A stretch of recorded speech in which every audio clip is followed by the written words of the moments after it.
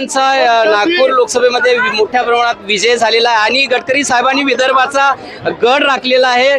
त्यांना शुभेच्छा देण्यासाठी आमदार साहेब आहेत, कुंभारे साहेब आहे, व्यास साहेब आहे, गुप्ताजी सुद्धा आहे। आपण त्यांच्याकडून जाणून घेऊया। व्यास साहेब, विदर्भामध्ये गडकरी साहेबांनी गड राखले, काय सांगाल? नितीनजी गडकरींचं व्यक्तिमत्व फार मोठं आहे। हा विजय निश्चित रूपानं त्यांचा स्वतःचा विजय आहे, पक्षाचा विजय आहे आणि नागपूरच्या मतदारांनी त्यांनी केलेल्या कामाच्या बद्दल दाखवलेला विश्वास आहे, याच्या आधारावरचा विजय आहे। मला असं वाटते ही जी परंपरा नितीनजींनी विकासाची चालू ठेवली आहे, नागपूर शहराला देशामध्ये अग्रगण्य स्थान प्राप्त करून दिलं आहे आणि ही विकास यात्रा अशीच पुढे सुरू राहील याचा आम्हाला विश्वास आहे। देशाला जी एक गती दिली त्यांनी विकासाची, ती तशीच 2029 पर्यंत चालू राहील आणि पुढच्या वेळेला नितीनजी 5 लाख मतांनी निश्चित जिंकतील। आम्ही सर्व कार्यकर्ते त्याच्यासाठी खूप मेहनत घेऊ आणि आम्ही नागपूरच्या जनतेचे पुन्हा एकदा मनपूर्वक आभार व्यक्त करतो। नावात जरी विकास असला तो चालत नाही, पण कामात विकास आवश्यक आहे हे गडकरीजींनी दाखवून दिलं। निश्चित रूपाने त्यांचं काम त्यांच्या सर्वोपरी आहे, ते काम करण्यामध्येच विश्वास ठेवतात। 20% राजकारण आणि 80% समाजकारण हे त्यांचं ध्येय आहे आणि त्या माध्यमातून ते काम करतात। मी गुप्ताजींकडे जातोय। गुप्ताजी, एक तुम्हाला प्रश्न आहे। या ठिकाणी महाराष्ट्रामध्ये मोठा दावा करण्यात आला होता भारतीय जनता पार्टीकडून की 45 पार यावेळेस होणार, पण 45 पार म्हणजे खूप आपण मागे राहिलेलो आहोत। काय कारण, कुठे नेमकं कुठे चुकलो आपण? कारण मगर माहित नाही, पण आम्ही कार्यकर्ता आणि गडकरी साहेबांनी हे आपला गड कायम ठेवलेला आहे। कार्यकर्त्यांनी अभिनंदन कार्यकर्त्यांची नागपूरची जनताची विजय आहे। गडकरी साहेब जसा गड ठेवला, गडकरी ते आमचे नेते आहे, मार्गदर्शक आहे आणि देशाचे नेते आहे। आमचे असं म्हणणं आहे की महाराष्ट्राचा काय झाला या बाबतीत मी चर्चा करणार नाही। महाराष्ट्रात बाबतीत मी काही बोलणार नाही, पण सर्वांनी मिळून नागपूरमध्ये जे गडकरी साहेबांनी कार्य केलेलं आहे, सर्वांगीण विकास नागपूरचा केला आहे। नागपूरनी जनतानी त्यांचे मागे उभे राहून, नागपूरची जनता गडकरी साहेबांच्या मोठ्या प्रमाणात पाठीशी उभी राहिलेली आहे, पण महाराष्ट्रातली जनता भारतीय जनता पार्टीच्या मागे राहिलेली आहे। महाराष्ट्राच्या बाबतीत मला काही बोलायचं नाही। ते तुम्ही प्रदेशचे नेता आहे? नाही, प्रदेशचे कुठे चुकलं, कुठे आपण? काय हे मी सांगू शकत नाही, सॉरी। नक्कीच चुकलो कुठं, आता याचं परीक्षण केलं जाईल, मिटिंगा होईल, नेमकं भारतीय जनता पार्टीची कुठं चूक झाली आहे याचा शोध सुद्धा नेते मंडळी घेतील। पण आम्हाला अजून एक गोताटून माहिती अशी आली आहे की भारतीय जनता पार्टीचे प्रदेश अध्यक्ष चंद्रशेखर बावनकुळे साहेब जे आहे हे राजीनामा देण्याच्या मनस्थितीत आहे, अशी सुद्धा माहिती आलेली आहे। पण नक्कीच एकंदरीतच गडकरी साहेबांनी गड राखला आहे एवढं मात्र खरं। व्यास साहेबांकडून आम्ही तो प्रश्न विचारून घ्या। गुप्ता साहेबांनी प्रश्नाचं उत्तर आम्हाला दिलेलं नाही आहे। जो दावा नेहमी केला जात होतो की 45 पार, पण मात्र आपण काय 12-13 सुद्धा पार करू शकलो नाही। नेमकं आपलं कुठे चुकलं महाराष्ट्रामध्ये? बघा, असं आहे की महाराष्ट्रामध्ये जे आम्हाला अपेक्षित यश होतं ते यश मिळू शकलं नाही। याचं चिंतन, याचा विचार निश्चित पक्षाचे नेते बसतील आणि ते करतील। पण आम्हाला साधारणतः वाटलं होतं की आम्ही भारतीय जनता पार्टी म्हणून 20-22 सीट आम्ही जिंकू, ज्या आम्ही लढवल्या 28 सीट त्याच्यापैकी, पण त्या आम्ही कमी राहिलो। लोकांनी आम्हाला ज्या पद्धतीचा मॅन्डेट दिला आहे, जो कौल दिला आहे, त्याला आम्ही सर माथ्यावर ठेवतो, मान्य करतो आणि एकदा निश्चित चिंतन केलं पाहिजे।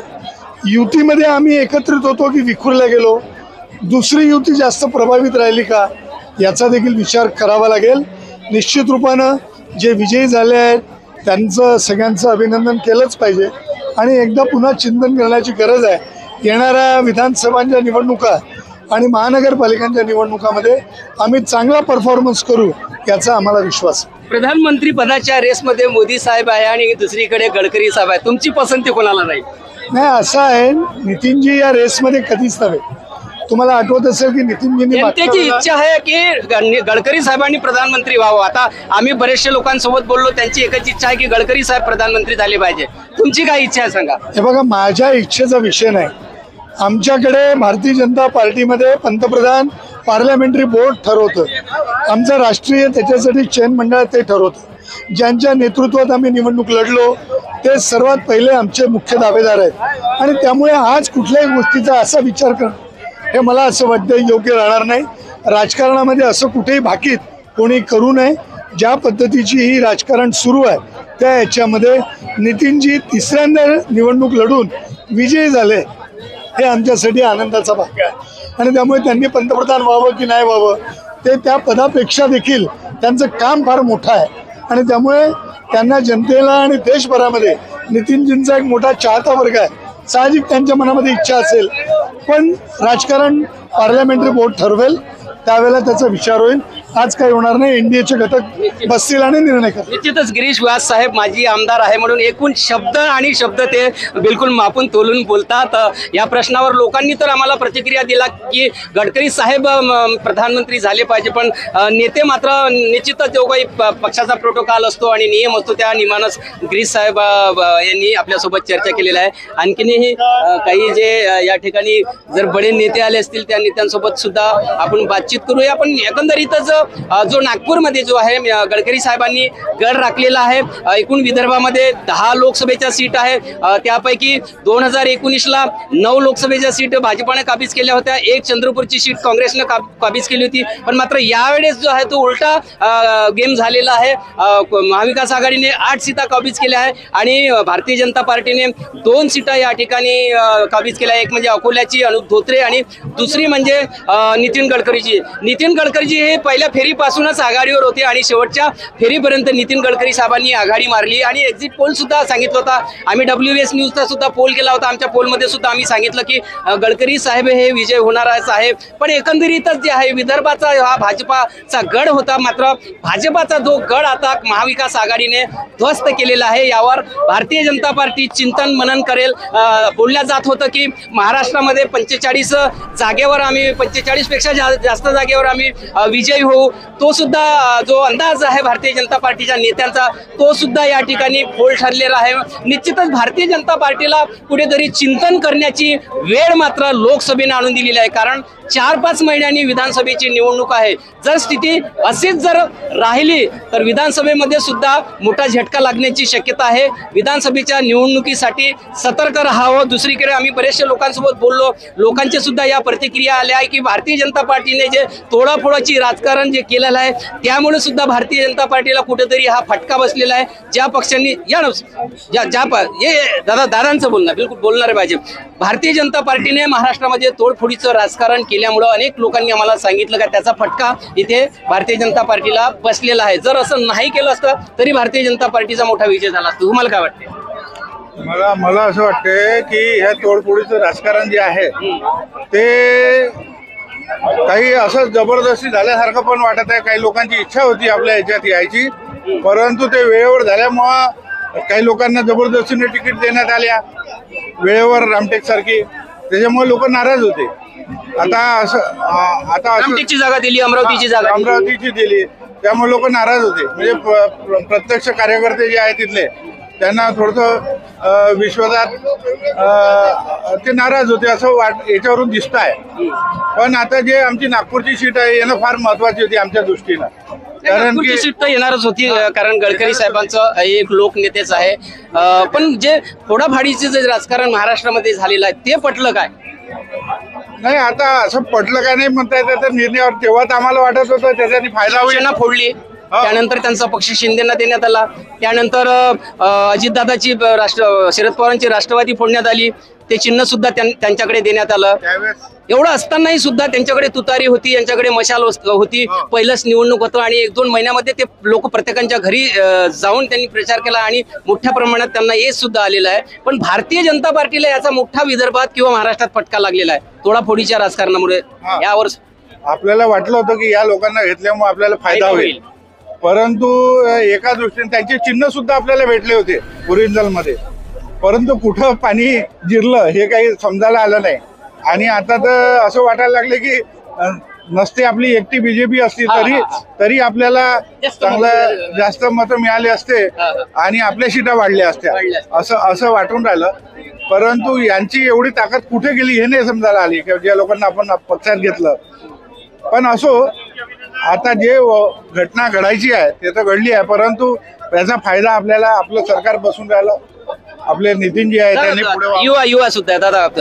आता 4-5 महिन्यांनी विधानसभेच्या सुद्धा निवडणूक आहे. काय वाटते तुम्हाला, याच पद्धतीनं जे आहे भारतीय जनता पार्टीने विधानसभा सुद्धा लढवली पाहिजे असं तुम्हाला वाटते, की भारतीय जनता पार्टीनं स्वतंत्र निवडणुका लढल्या पाहिजे? नाही, माझं वैयक्तिक मत असं आहे की बा सेपरेट जर आपण लढलो असतं आणि ते चिंतन करायची राष्ट्रवादी, कारण की लोक जनता जे आहे शेवटी काय आहे की आपण किती प्रयत्न केले, जनता काय विचार करते, मनामध्ये जनतेला काय दिसते, जनतेच्या मनामध्ये काय, तुम्ही कसं घर करता, त्यांना कसं तुम्ही कव्हरेज करता. कारण जनता आज त्रस्त झाली होती, शेतकरी आहे, औद्योगिक क्षेत्र आहे, प्रत्येक क्षेत्रामध्ये काही ना काही कुठेतरी त्रुटी आहे, फक्त आपण बोललंही नाही होणार. ते प्रत्यक्षात जर केलं, कुठल्याही पार्टीच्या कुठलाही पक्ष असो, माझं हे वैयक्तिक मत आहे की कुठलाही पक्ष हा तेच जनतेच्या मनातलं ओळखण्यामध्ये जे आहे कुठेतरी देवेंद्र फडणवीस चुकले असं वाटते.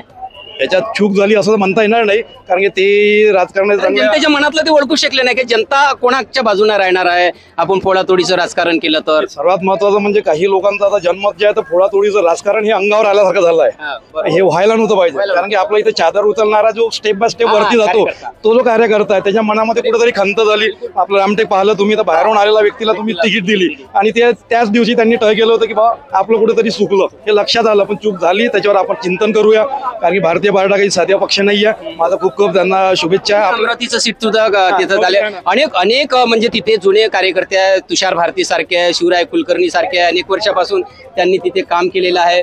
पण तिथे या लोकांना वगळून तिथे नवनीत राणांना पक्षामध्ये घेऊन त्यांना तिकीट देण्यात आली आहे. ते सुद्धा भारतीय जनता पार्टीने चूक केली असं वाटत नाही का? हो, तिथेही थोडीशी चूक अशी झाली आहे की बाबा तुम्ही तिथे थोडासा आणखी जर सर्वे केला असता, एक चांगला व्यक्तीला जर तिथे सीट आणखी दिली असती तर ती सीट नक्कीच निघाली असती. आणि नवनीत राणाचं थोडंसं लोकमत जे आहे तिथलं आपण जे पाहतो टीव्हीवर, तर तिथं थोडासा त्यांचा विरोधात गेलेलं होतं आणि ते विरोधात गेल्यामुळे मला वाटतं की ती सीट आपली पडली. वर्धेची जशी तळस साहेब होते, एक चांगला व्यक्तिमत्व आहे तेली समाजाचा आणि मोठा तेली समाज तिथे आहे, एक 90% तेली समाज त्यांच्या पाठीशी असतो, तोही तिथे पडलेला आहे. धानोरकर जे तिथनं निवडून आले चंद्रपूरच्या, त्याही बाई एक चांगलं कार्य होतं, पण तिथे आपलं धानोरकर धानोरकर त्या ज्या निवडून आलेल्या तिथला जो कौल आहे, एक काय झालं की विदर्भामध्ये आणि मराठवाड्यामध्ये शेतकरी वर्ग खूप मोठा आहे. जनमत जर पाहिलं तर बाहेरचा अप्रूव्ड शेतकरी कुठेतरी खालावला होता, कारण की 2006 मध्ये 2001 मध्ये जो कापसा भाव होता तो तसाच कायम आहे आजच्या याच्यात.